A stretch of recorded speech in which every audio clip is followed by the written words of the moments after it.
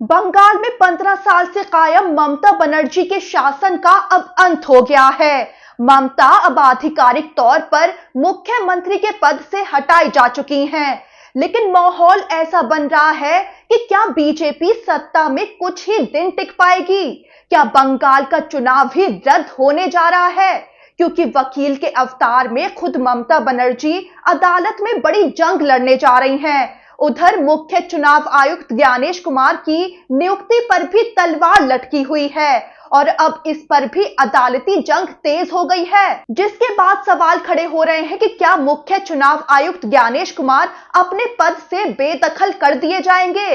Supreme court में इसको लेकर बेहद अहम सुनवाई हुई है, जिसमें जज ने ऐसी टिप्पणी की है जो मोदी सरकार के लिए बड़ा झटका साबित हो सकता है। पूरा मामला बेहद दिलचस्प बनता जा रहा है। बीजेपी के लिए एक तरफ अदालत में बंगाल चुनाव नतीजे गलत साबित होने का डर है और दूसरी तरफ है मुख्य चुनाव आयुक्त ज्ञानेश कुमार की कुर्सी छीनने का डर। चलिए आपको पूरा मामला समझाते हैं। पहले जरा बात ममता बनर्जी की करते हैं, जो खुद कोर्ट में काला कोट पहनकर बीजेपी की जीत को चुनौती देने जा रही हैं। दरअसल ममता की पार्टी ने रणनीति बनाई है कि वो इन विधानसभा चुनाव के नतीजों के खिलाफ कोर्ट में बड़ी जंग लड़ेगी। अब टीएमसी की ओर से चुनाव रिजल्ट को सुप्रीम कोर्ट में ले जाने के फैसले के बाद इस बात की चर्चा जोरों पर है कि क्या ममता बनर्जी एक बार फिर से काला कोट पहनकर खुद इस केस की पैरवी करने पहुंचेंगी, क्योंकि इससे पहले ममता खुद एसआईआर के मुद्दे पर केस की पैरवी करने पहुंच गई थी। बड़ी खबर आ रही है कि ममता बनर्जी और उनकी पूर्व मंत्री चंद्रिमा भट्टाचार्य कानूनी लड़ाई को मजबूत करने के लिए फिर से वकालत का काम शुरू कर सकती हैं। यानी ममता बनर्जी खुद वकील के तौर पर दलील देती सुनाई देंगी कि कैसे चुनाव में बीजेपी ने धांधली की और चुनाव आयोग के साथ मिलकर उनसे बंगाल लूट लिया। दरअसल पश्चिम बंगाल विधानसभा चुनाव 2026 के नतीजों ने बड़ा उलटफेर कर डाला है। बीजेपी को 207 सीटें मिल गई, जबकि टीएमसी के खाते में सिर्फ 80 सीटें आ पाईं। खुद मुख्यमंत्री ममता बनर्जी अपनी सीट से हार गईं। ऐसे में ममता की पार्टी का तो साफ कहना है कि चुनाव में बड़े पैमाने पर धांधली हुई और जनादेश को चुराया गया है। 100 से ज्यादा सीटें बीजेपी ने चुनाव आयोग की मदद से लूट ली हैं और इन्हीं आरोपों को साबित करने अब ममता बनर्जी ने बड़ा राजनीतिक और कानूनी कदम उठाने का फैसला ले लिया है। इस पूरे चुनाव परिणाम को ममता बनर्जी अब सुप्रीम कोर्ट में चुनौती दे रही हैं। सभी की निगाहें टिक गई हैं कि सुप्रीम कोर्ट में ये जंग क्या रूप लेती है। देखना होगा कि ममता बीजेपी और चुनाव आयोग को कैसे कटघरे में खड़ा करती हैं और अदालत का क्या रुख रहता है। सवाल तो अब ये भी खड़े हो रहे हैं कि कहीं बंगाल का ये चुनाव रद्द तो नहीं हो जाएगा। अब ये तो देखने वाली ही बात होगी। वहीं आपको बता दें कि ममता का फैसला सिर्फ बंगाल तक सीमित नहीं है। जिस कदर बीजेपी हर राज्य को फतेह करती जा रही है, पूरा विपक्ष परेशान है। चुनाव आयोग और बीजेपी की मिली भगत को अब ममता सुप्रीम कोर्ट में उठाकर केवल राज्य की राजनीति नहीं, बल्कि राष्ट्रीय स्तर की लोकतांत्रिक लड़ाई के रूप में पेश करना चाहती हैं। उनका मानना है कि ये संघर्ष 2029 के लोकसभा चुनावों से पहले विपक्षी गठबंधन को एकजुट करने में मदद कर सकता है। अब आगे क्या होगा, तो राजनीतिक विश्लेषकों का मानना है कि टीएमसी के सुप्रीम कोर्ट जाने से बंगाल चुनाव विवाद राष्ट्रीय बहस का बड़ा मुद्दा बन सकता है। हालांकि अदालत में चुनाव नतीजों को चुनौती देना आसान नहीं रहने वाला है, क्योंकि इसके लिए ठोस सबूत और कानूनी आधार जरूरी होंगे। अब ममता कैसे ये साबित कर पाती हैं, ये उनके लिए बहुत बड़ा इम्तिहान होने वाला है। वहीं आपको ये भी बता दें कि ममता की पार्टी टीएमसी ने वकीलों को अलर्ट मोड में रहने को कहा है। दरअसल टीएमसी के विधायक बता रहे हैं कि पार्टी की कानूनी टीम से तैयार रहने को कहा गया है, क्योंकि ऐसे अनुमान है कि आने वाले दिनों में पार्टी के नेताओं और कार्यकर्ताओं के खिलाफ बीजेपी साजिश के तहत कई मामले दर्ज करवा सकती है, ताकि ममता की पार्टी टीएमसी तोड़ी जा सके और कमजोर किया जा सके। अब आते हैं मुख्य चुनाव आयुक्त ज्ञानेश कुमार की नियुक्ति पर कैसे तलवार लटकी हुई है, जिसके बाद सवाल खड़े हो रहे हैं कि क्या अब अदालत ज्ञानेश कुमार को पद से बेदखल कर सकती है। दरअसल सुप्रीम कोर्ट में चुनाव आयुक्तों की नियुक्ति को लेकर बेहद अहम सुनवाई हुई है और सुनवाई के दौरान अदालत की टिप्पणियों ने देश की राजनीति में नई बहस छेड़ दी है। कोर्ट ने चुनाव आयुक्तों के चयन से चीफ जस्टिस ऑफ इंडिया यानी सीजेआई को बाहर रखने पर गंभीर सवाल उठाए हैं। इतना ही नहीं, अदालत ने कार्यपालिका के बढ़ते प्रभाव को लेकर भी चिंता जताई है और इसे बहुमत की तानाशाही तक की संभावना वाला मामला बता दिया है।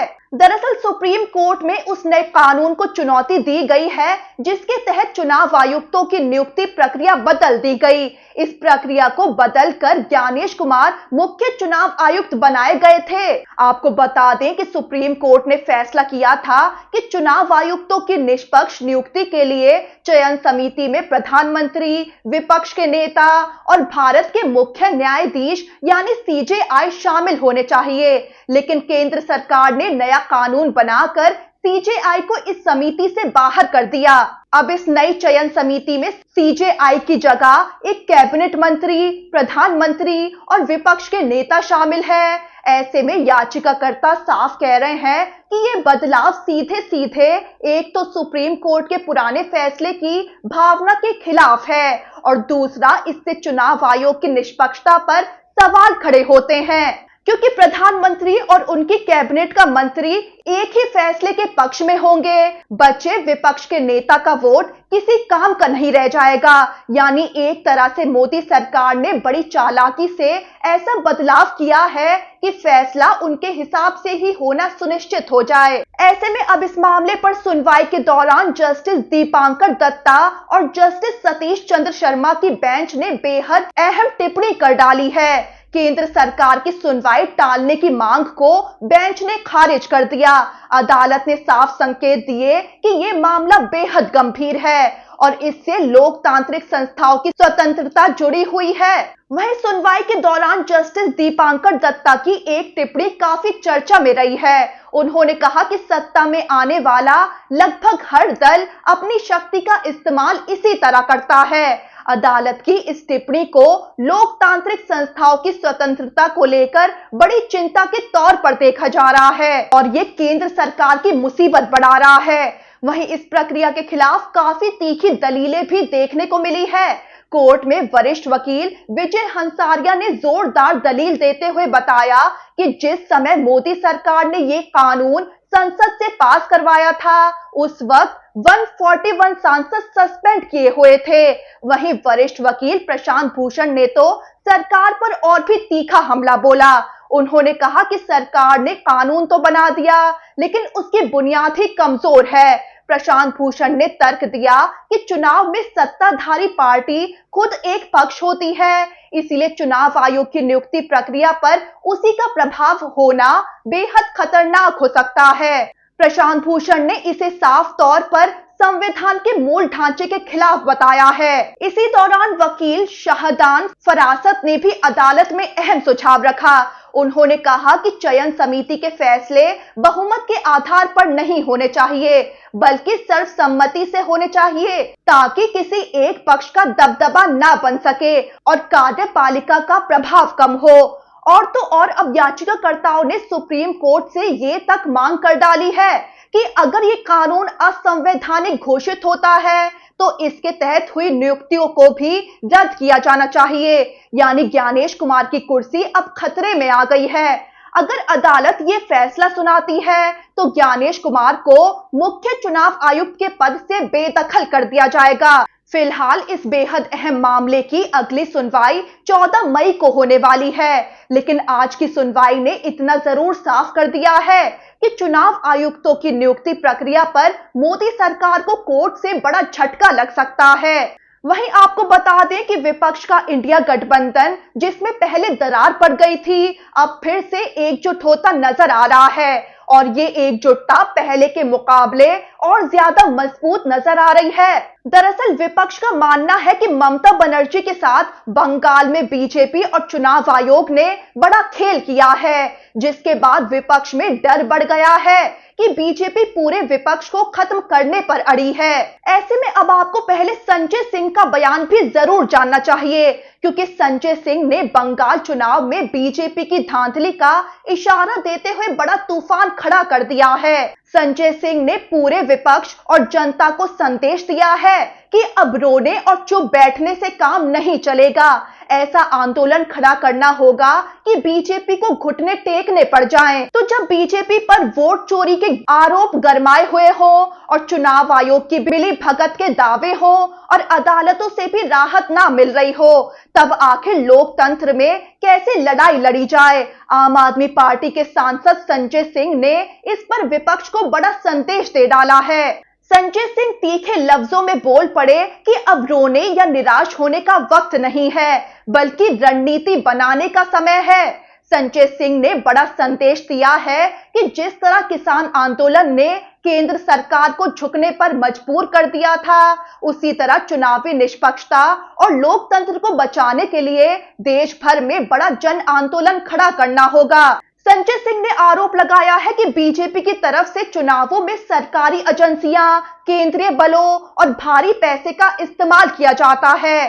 संजय सिंह बरस पड़े कि लोकतंत्र को कमजोर करके एक पार्टी का दबदबा बनाने की कोशिश हो रही है। और फिर संजय सिंह ने आम जनता को भी बड़ा संदेश दे दिया कि अगर समाज इसी तरह धर्म, जाति और नफरत की राजनीति में बंटता रहा तो देश की विविधता और लोकतांत्रिक ढांचा खतरे में पड़ जाएगा। संजय सिंह ने चेतावनी देते हुए कहा कि जनता को अब तय करना होगा कि उन्हें कैसी राजनीति चाहिए, शिक्षा, रोजगार और महंगाई पर बात करने वाली या धर्म और डर की राजनीति करने वाली। और फिर संजय सिंह ने बीजेपी के खिलाफ बड़ा तूफान खड़ा करने पर जोर दे दिया। संजय सिंह ने लोगों से सोशल मीडिया से लेकर सड़कों तक आवाज उठाने की अपील कर डाली। कुल मिलाकर संजय सिंह का साफ कहना है कि बीजेपी एक के बाद एक हर राज्य पर कब्जा करती जा रही है और अब वक्त चुनाव नतीजों पर निराश होने का नहीं है, बल्कि पूरे विपक्ष को एकजुट होकर बड़ी लड़ाई लड़नी होगी। संजय सिंह ने किसान आंदोलन का हवाला देकर समझाया कि कैसे बिना राजनीतिक सहारे के किसानों ने मोदी सरकार को घुटने टेकने पर मजबूर कर दिया था। यानी संजय सिंह का साफ कहना है कि अब बड़ा जन आंदोलन करना होगा ताकि मोदी सरकार की अकड़ निकल जाए। ऐसे में संजय सिंह ने लोगों से अपील की है कि वो इसमें विपक्ष का साथ दें। यानी संजय सिंह बता रहे हैं कि अगर बीजेपी से लड़ना है तो विपक्ष को एकजुट होकर मजबूत होना होगा और अब बीजेपी के खिलाफ बड़ी लड़ाई लड़ने का वक्त आ गया है। वहीं आपको बता दें कि ममता बनर्जी भी साफ कहती नजर आ रही हैं कि वो बीजेपी के खिलाफ लड़ाई को अब दिल्ली तक ले जाएंगी। वो कह रही हैं कि इंडिया गठबंधन उनके साथ है और वो अन्य विपक्षी नेताओं के साथ मिलकर बड़ा आंदोलन करेंगी। ममता बता चुकी है कि राहुल गांधी, सोनिया गांधी, अरविंद केजरीवाल, हेमंत सोरेन, तेजस्वी यादव और उद्धव ठाकरे समेत विपक्षी नेता उनसे कॉल पर बात कर चुके हैं, जिसमें सबने कहा है कि वो ममता के साथ खड़े हैं। ममता बनर्जी ने यह भी बताया है कि अब उनका सीधा लक्ष्य इंडिया गठबंधन को मजबूत करना है।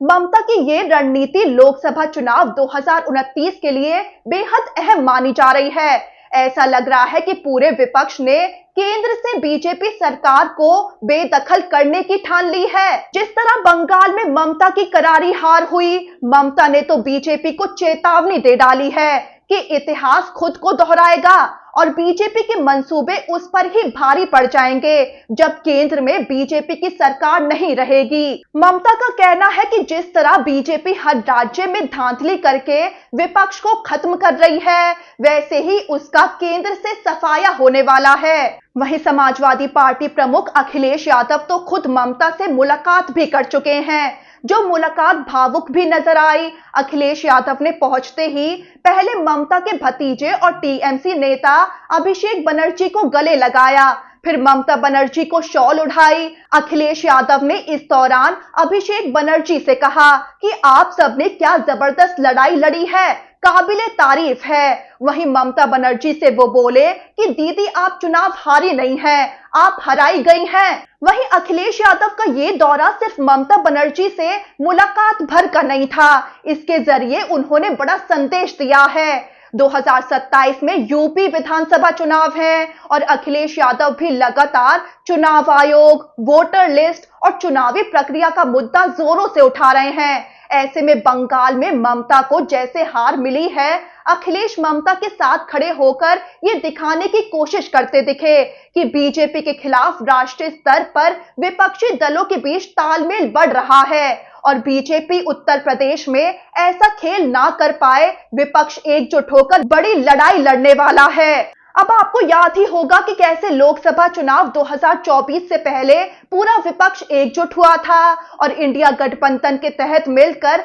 सबने बीजेपी के खिलाफ चुनाव लड़ा था, जिसका असर चुनाव में दिखा भी था।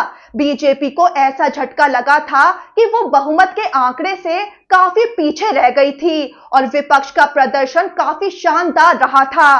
बीजेपी के लिए गनीमत ये रही थी कि जैसे तैसे नीतीश कुमार की जेडीयू और चंद्रबाबू नायडू की टीडीपी से समर्थन मांगकर नरेंद्र मोदी दोबारा प्रधानमंत्री बने और फिर से मोदी सरकार बन सकी। और सबसे बड़े नुकसान की बात करें तो इंडिया गठबंधन की इस एकजुटता ने सबसे ज्यादा उत्तर प्रदेश में ही बीजेपी को नुकसान पहुंचाया था। ऐसे में विपक्ष फिर से एकजुट होकर अपनी ताकत दिखाने की तैयारी कर रहा है। 2027 में यूपी चुनाव और 2029 में लोकसभा चुनाव विपक्ष की अहम रणनीति का हिस्सा बन गए हैं। वहीं आपको बता दें कि 3 बार लगातार मुख्यमंत्री रही ममता बनर्जी से अब मुख्यमंत्री का पद छीन लिया गया है। ममता ने तो साफ कहा था कि वो खुद राजभवन जाकर इस्तीफा नहीं देंगी क्योंकि वो जनादेश से नहीं हारी है, बल्कि बीजेपी और चुनाव आयोग ने मिलकर उनके वोट लूटे हैं। उन्होंने कहा था कि राज्यपाल चाहे तो